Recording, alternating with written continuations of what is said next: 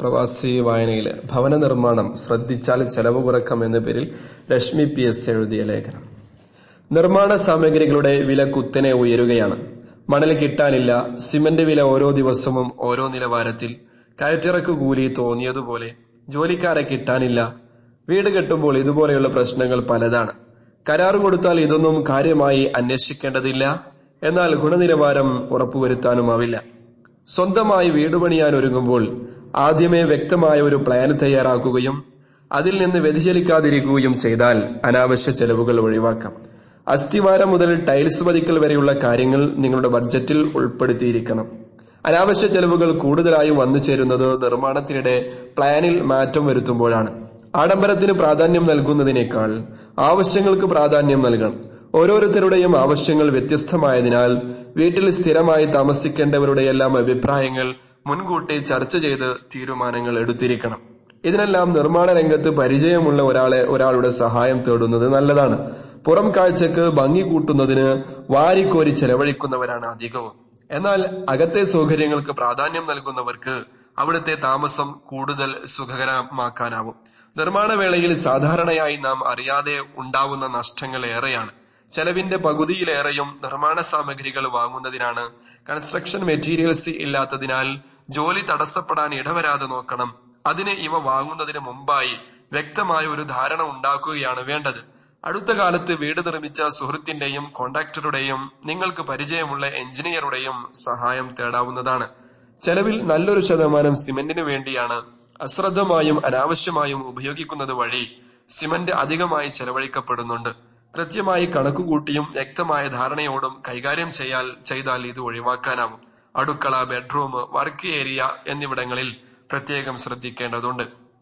ഇവിടുത്തെ ചെരിവ് കൃത്യമാക്കുന്നതിന്റെ ഭാഗമായി സിമന്റും മറ്റു നിർമ്മാണ സാമഗ്രികളും കൂടുതലായി ഉപയോഗിക്കാൻ സാധ്യതകൾ ഏറെയാണ്. നിർമ്മാണത്തിന്റെ ഒരു ഘട്ടം പൂർത്തിയാക്കിയതിനു ശേഷം ഇവിടുത്തെ ലെവൽ ശരിയാവാത്തത് മൂലം തറ ഇളക്കിയോ ഇളക്കാതെയോ വീണ്ടും പണിയേണ്ടി വരുന്നത് പണിക്കൂലിയും സിമന്റും മറ്റും വേസ്റ്റാകുന്നതിന് കാരണമാകുന്നു. ഓവുകളും ചാലുകളും കൃത്യമായ അളവിലായില്ല എങ്കിൽ അത് അധിക ചെലവുണ്ടാക്കുന്ന ഒന്നായി മാറുന്നു. ഗൃഹനിർമ്മാണം പൂർത്തിയാകുമ്പോൾ മുൻകൂട്ടി നിശ്ചയിച്ച തുകയുടെ 30 മുതൽ 40 വരെ ശതമാനം അധികരിക്കുന്നത് സാധാരണയായി മാറിയിട്ടുണ്ട്. ബാത്റൂമിലും മറ്റും ഉപയോഗിക്കുന്ന ടൈൽസുകളുടെ കാര്യത്തിലും ക്ലോസറ്റ്, പൈപ്പുകൾ എന്നിവയുടെ കാര്യത്തിലും പ്രത്യേകം ശ്രദ്ധ വേണം. ക്ലോസറ്റിലും പൈപ്പിലും മറ്റുമുണ്ടാകുന്ന ലീക്കേജ്, പാവുന്ന ടൈൽസുകളുടെ ഗുണനിലവാരക്കുറവ് എന്നിവ പ്രശ്നങ്ങൾ സൃഷ്ടിക്കുന്നതും അധിക ചെലവിന് വഴിവെക്കുന്നതുമാവും. പൈപ്പുകൾ വെക്കുന്നതിന് ഉണ്ടാകുന്ന ചിലവുകൾ പൈപ്പുകൾ വെക്കുന്നതിന് ഉണ്ടാക്കുന്ന ചാലുകൾ കൃത്യമാണെങ്കിൽ സിമന്റിന്റെയും മണലിന്റെയും ഉപയോഗം കുറയ്ക്കാനാവുന്നു. പണിക്കൂലി ലാഭിക്കാനും ഇത് വഴിയൊരുക്കുന്നു. ചുമരുകൾ പ്ലാസ്റ്റർ ചെയ്യുമ്പോൾ അതീവ ശ്രദ്ധ ആവശ്യമായി വരുന്നുണ്ട്. സിമന്റ് കൂട്ട് കൃത്യമായില്ല എങ്കിൽ ചുവരുകളിൽ വിള്ളലേൽക്കുന്നത് സാധാരണമാണ്. പ്ലാസ്റ്ററിങ്ങിന് കളിമണ്ണും അഴുക്കും മറ്റുമില്ലാത്ത നല്ല മണൽ തന്നെ ഉപയോഗിക്കണം. കോൺക്രീറ്റ് ചെയ്യുമ്പോൾ നല്ല നിലവാരവും സൈസുമുള്ള മെറ്റൽ ഉപയോഗിക്കുക വഴി ലീക്കേജ് ഒഴിവാക്കാനാവും. ഇവിടെയും സിമന്റിന്റെ ഉപയോഗം അധികമാകാതിരിക്കാൻ ഇത് സഹായകമാകുന്നു. വാതിലുകൾക്കും ചുമരിനുമിടയിൽ വലിയ വിടവ് ഉണ്ടാകാതെ ശ്രദ്ധിക്കണം.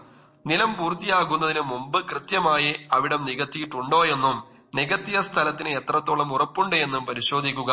ഷേപ്പില്ലാത്ത ടൈൽസുകൾ, മാർബിൾ, ഗ്രാനൈറ്റ്, കടപ്പ എന്നിവ വില കുറഞ്ഞു കിട്ടുന്നു എന്നതിനാൽ മാത്രം വാങ്ങാതിരിക്കൽ. മികച്ച കമ്പനികളുടെ നല്ല പെയിന്റ് ഉപയോഗിക്കൽ. പെയിന്റിൽ സ്വന്തം ഇഷ്ടപ്രകാരം പെയിന്റർ മിക്സിംഗ് നടത്താതിരിക്കൽ തുടങ്ങിയവയിലും പ്രത്യേകം ശ്രദ്ധിക്കണം. വയറിംഗ് ഉൽപ്പന്നങ്ങൾ, ബാത്റൂം മെറ്റീരിയൽസും പൈപ്പുകളും അനുബന്ധ ഫിറ്റിംഗുകളുമെല്ലാം സൗന്ദര്യത്തിന് മാത്രം മുൻതൂക്കം നൽകാതെ ഗുണമേന്മയ്ക്ക് പ്രാധാന്യം നൽകി വാങ്ങിയിരിക്കണം.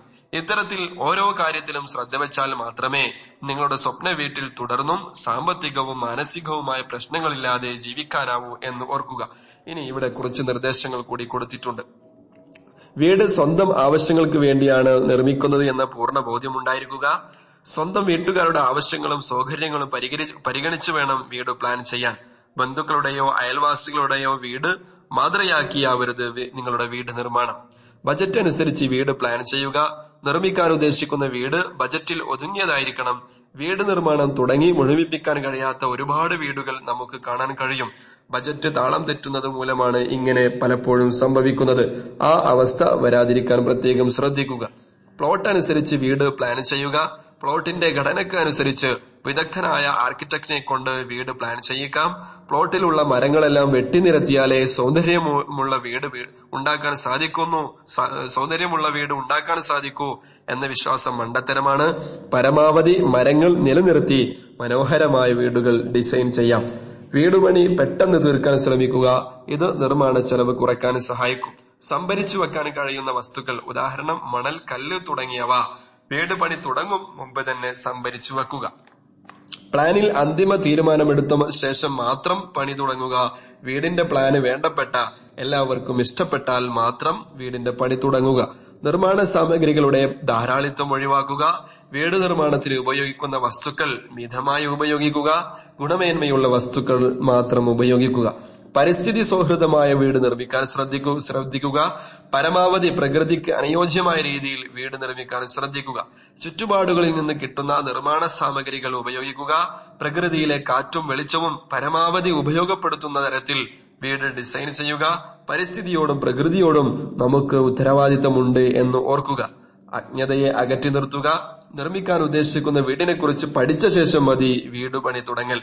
എവിടെ നിന്നൊക്കെയോ കിട്ടുന്ന അപക്വമായ വിവരങ്ങൾ അടിസ്ഥാനമാക്കി വീട് നിർമ്മിക്കാതിരിക്കുക. അപ്പോൾ പല പാകപ്പിഴവുകളും ഒഴിവാക്കാം.